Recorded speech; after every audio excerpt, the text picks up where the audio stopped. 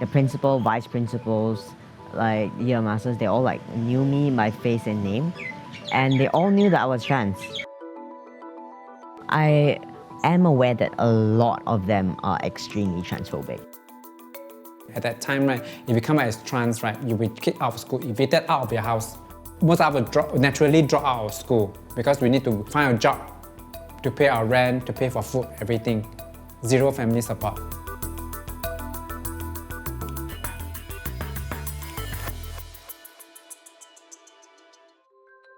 Singapore is one of the few countries in Southeast Asia that allows for the change of legal gender marker.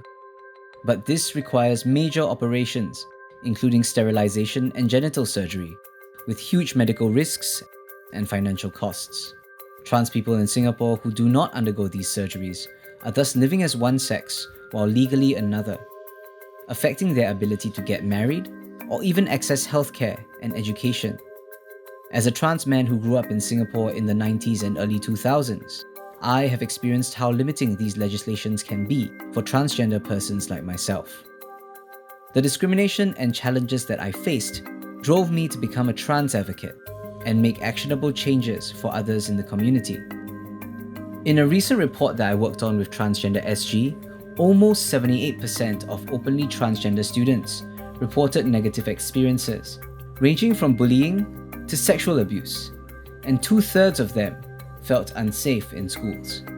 In this episode of Rainbow Guide to Life, I want to find out from other trans students about their growing up experiences in Singapore's school system. What issues are they facing, and how can we better support their schooling? Hi, my name is Chris. My pronouns are he, him. I'm a documentary filmmaker and trans human rights advocate.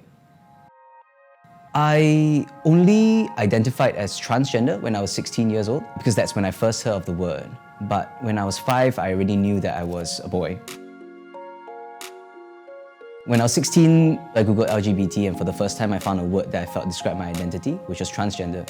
And before that, my understanding of that word had always only been from the media, where it was always like trans women only. You know, I was the very first trans man that I knew for a very long time. I actually only started socially transitioning along with my medical transition when I was about to enter university. I suddenly changed my pronouns and I started taking hormones. When I left secondary school, I made a very conscious choice to go to a polytechnic as well, where I knew that I wouldn't have to face issues with uniforms. It was a very conscious decision, but I also know that not many people that I know who are trans have had the same experience. Official government policies in Singapore state that students can only wear the uniform matching their legal gender marker. But they can only change their legal gender marker after sex reassignment surgery, a step most trans teens are not prepared to take at this age. To better understand what trans students face in Singapore, I am going to meet Caden, who shares with me his difficulties coming out in school. So, what are we doing in this neighborhood? Well, we're here visiting my old secondary school. It's been a while since I came back here. How old are you now? I'm 17, turning 18. And you left when? Midway through 2019, my secondary 4 year. So, almost 2 years then.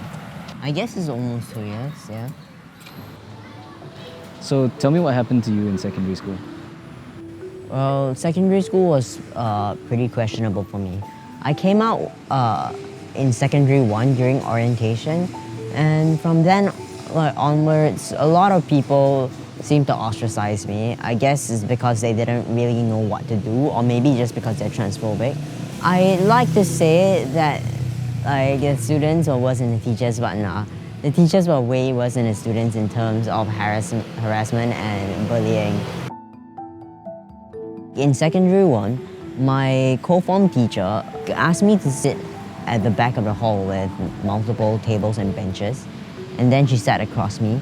And for some reason, I have no idea why, she just started looking at me and then repeating my dead name over and over and over again for a couple minutes.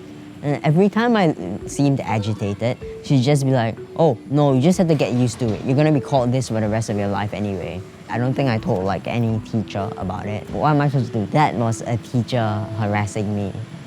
So how do you feel coming back here? It just feels kind of weird, not gonna lie, because I've already left the school. I'm no longer a student here, and especially because I don't really come like around this neighborhood often. Not being a student here and being in such close proximity to school feels quite weird.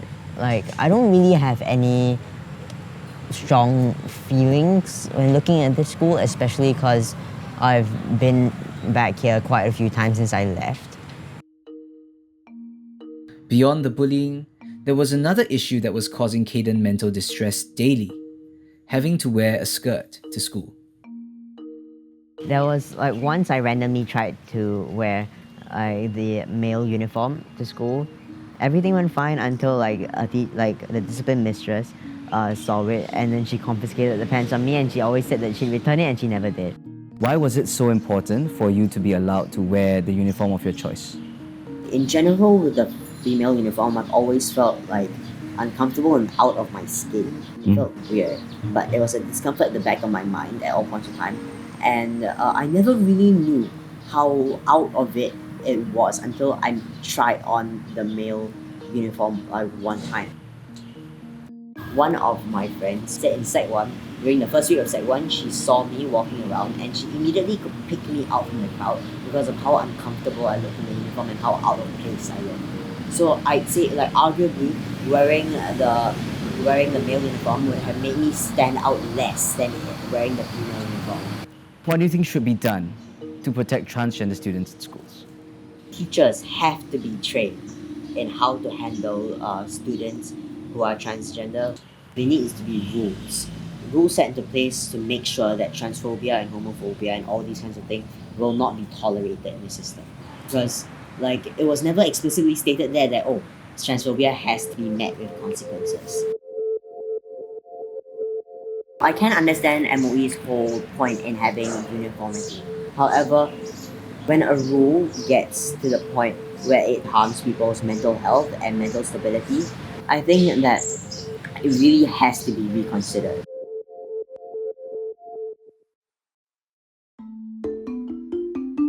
Inaction on the part of the school authorities led some members of the LGBTQ community to protest outside Singapore's Ministry of Education, calling for change in official policies. Lou was one of them. Hi. Hello. How are you? Hey Chris. Hi. I'm fine.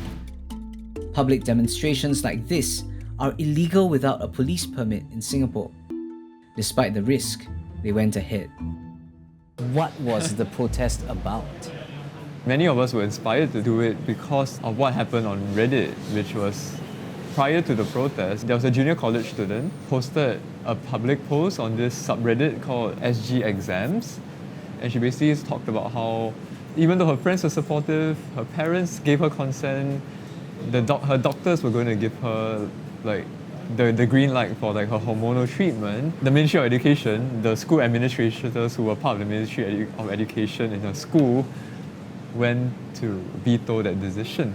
The actual interference by MOE in Ashley's case is still alleged. Why did the experiences that Ashley shared resonate so much? Because I have experienced that myself. Although this was an alleged sort of public statement, right? Many of us in the transgender and non-binary and the general LGBTQ community actually resonated with these experiences. This reminded me of like my experiences in school. I mean, I came out in transgender when I was like 17 years old.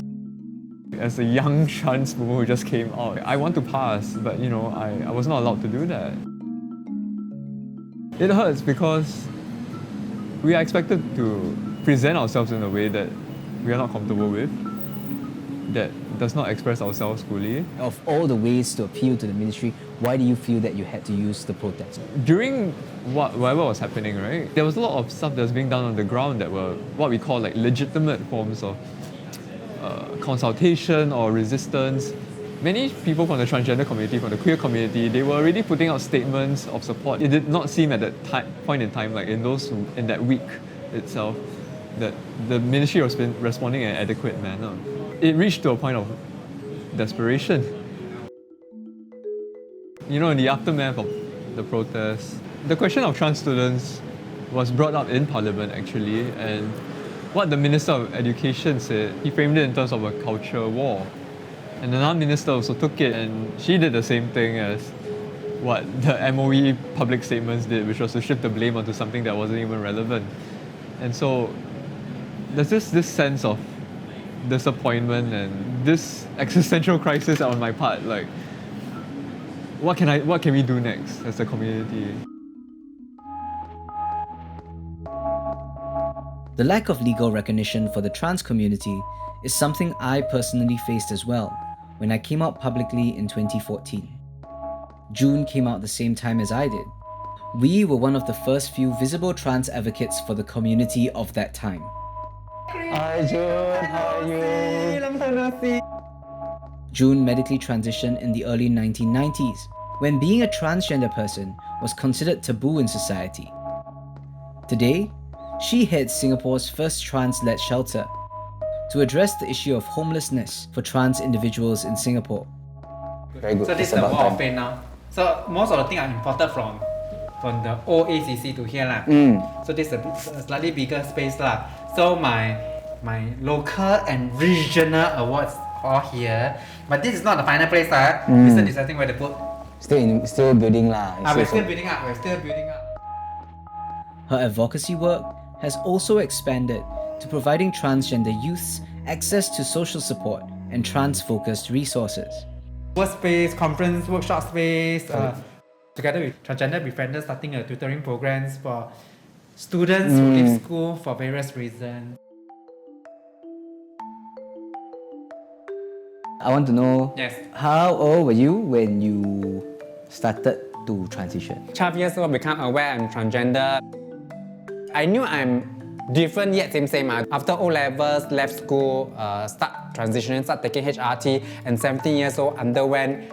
At that time, it's called sex change. Now, gender confirmation surgery. Are you very affected by school bullying? Never leh. I don't see them as bullying boys ma. I see them as teasing. See them as giving me attention leh. I love it leh.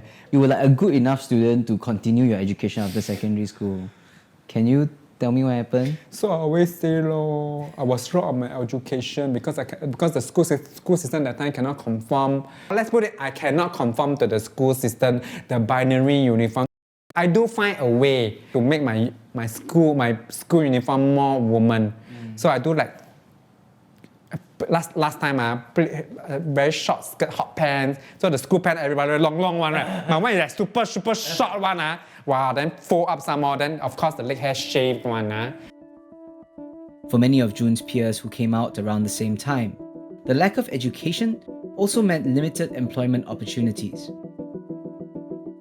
I'm lucky I have a very loving family. At that time, right, if you come out as trans, right, you'll be kicked out of school, evicted out of your house. Most of us naturally drop out of school because we need to find a job to pay our rent, to pay for food, everything.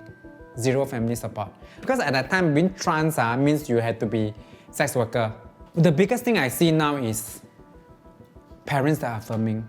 But now I see more and more transgender students staying in school, even till universities are higher education, and their parents still paying their school fees. Everybody deserved their education according to the person's abilities, not according to the person's gender identity or sexual orientation or race or religion. So, looking back on the conversations that I had with Loon, June and Caden, I realized that education is really important to trans people. They want to have an education, but they want to make sure that when they are in these educational spaces, they feel safe and respected for their trans identities. So I think a big part of why policy hasn't been implemented to acknowledge that there are trans students in schools is that for a long time, the schools decided to believe that transgender people didn't exist. And that's obviously completely wrong, because I would say everybody who we spoke to on this episode grew up in the Singaporean school system. They've always existed. We have always existed. To become a truly inclusive society, we need to make sure that everybody gets the education that they deserve. And nobody should be denied an education just because they are different.